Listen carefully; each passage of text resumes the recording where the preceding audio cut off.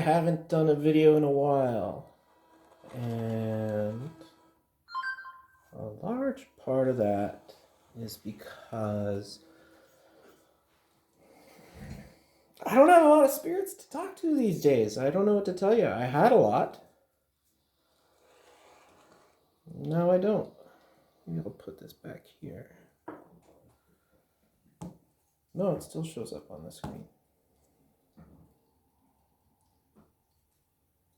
Hmm.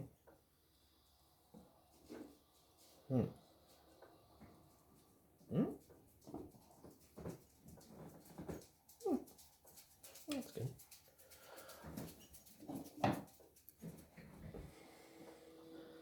I don't have a lot of spirits to talk to these days. How many spirits are out? Are there any spirits outside right now? No. And a big reason for that is just because I kind of...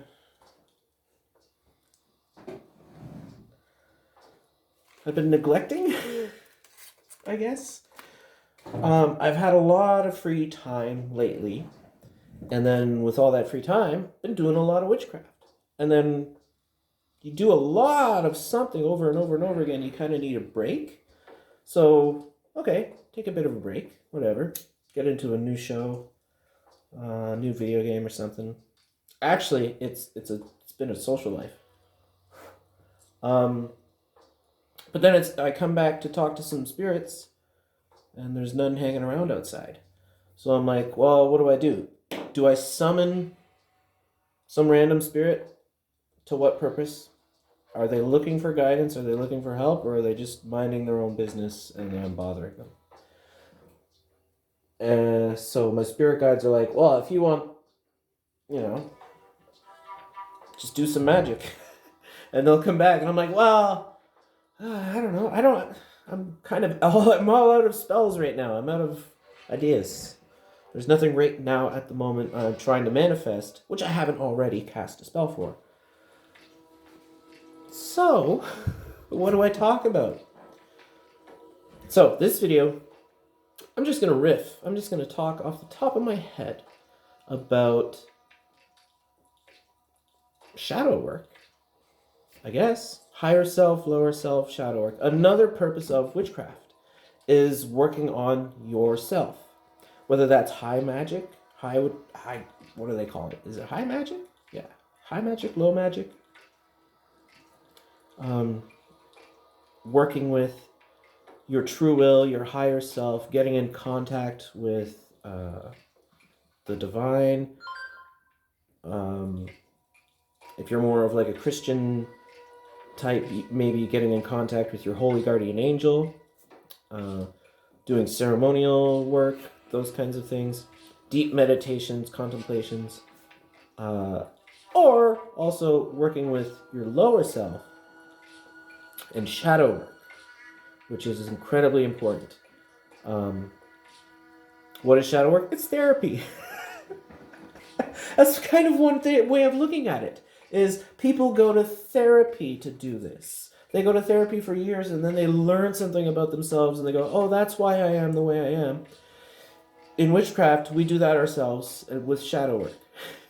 And it's getting in touch with what Carl Jung, very influential psychologist, whatever, came up with the term shadow self, which are those aspects of yourself that you repress, you bury deep within yourself. Guilt, shame. I guess that's it. Things that are born of like guilt and shame. I don't know. What else would you repress? Dark impulses that you don't want to admit that you've had. That doesn't make you a bad person because you didn't act on them, but you had them because you're human, right? So what you do is you bury those down because we live in a society. And you bury them down, you forget about them, you ignore them, but they're still there and they're still a part of you, and they still have their own motivations and desires. And if you're not facing them, they're going to try and fulfill themselves, whether you want them to or not, and whether you're aware of it or not. And you know people like this. Everyone is like self-sabotaging behavior. My hair Keeps getting caught in my mouth. Self-sabotage, right? So shadow work is digging in deep. It's that scene in a movie where a character faces their evil self.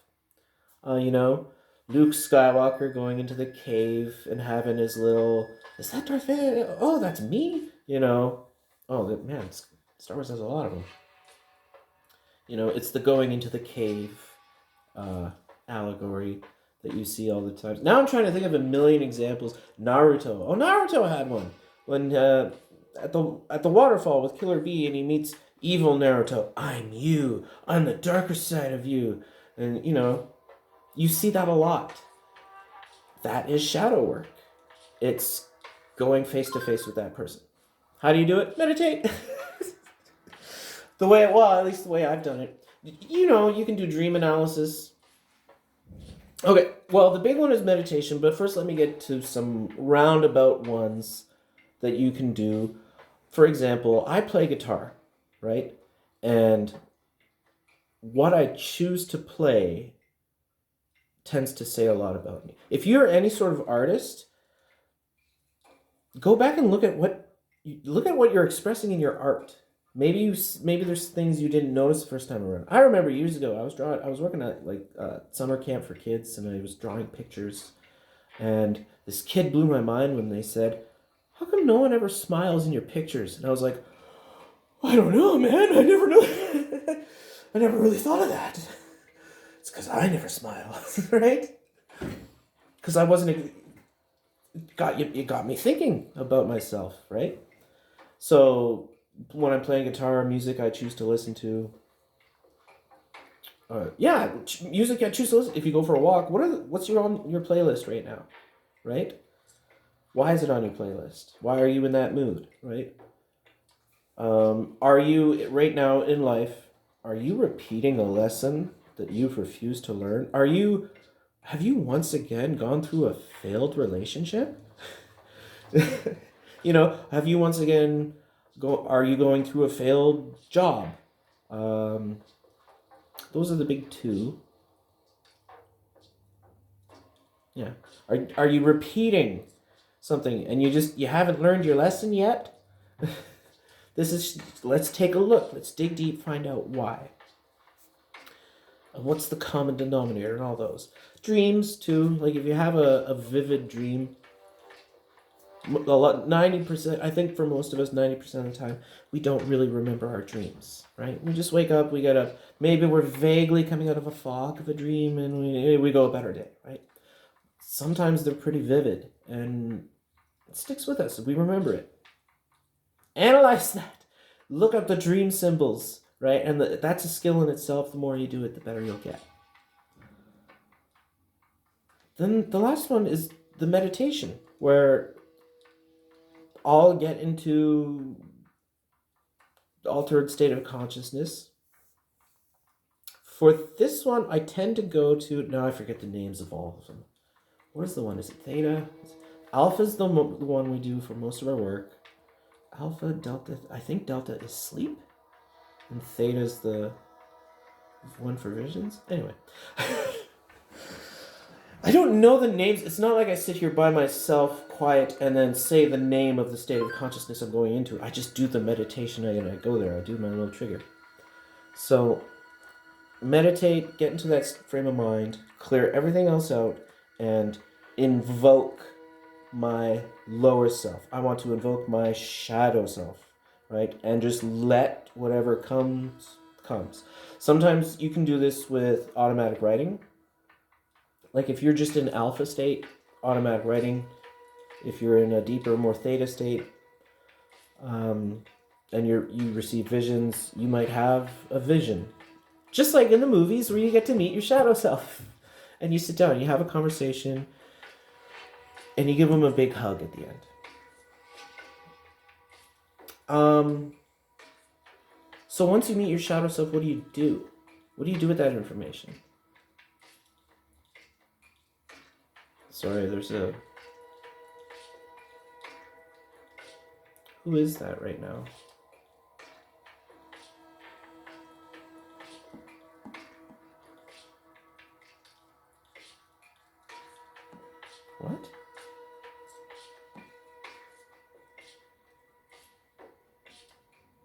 It's magic?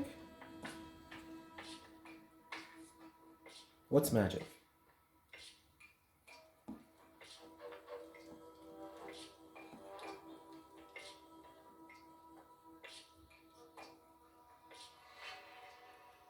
Sorry, interruption. I'll probably cut this. It's just, huh? That was weird. Anyway, so what do you do with the information?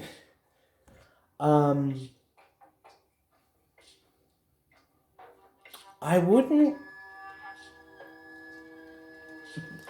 One, being aware of it helps.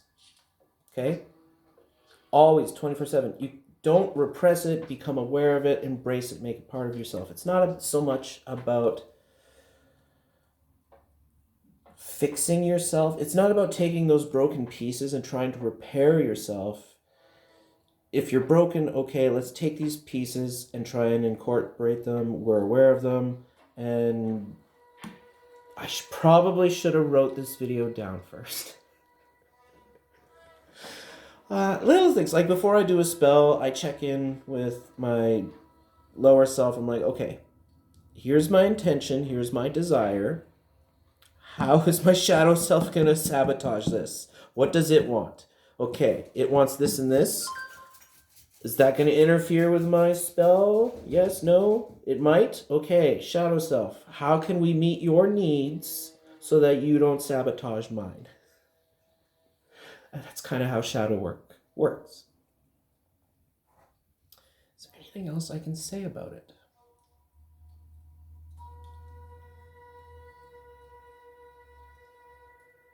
Any questions? What about higher magic? I don't do as much as I should, I guess.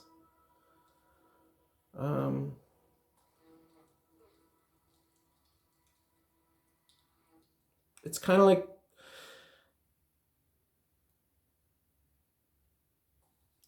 I guess I don't focus as much on it because it's not as sabotaging if you don't.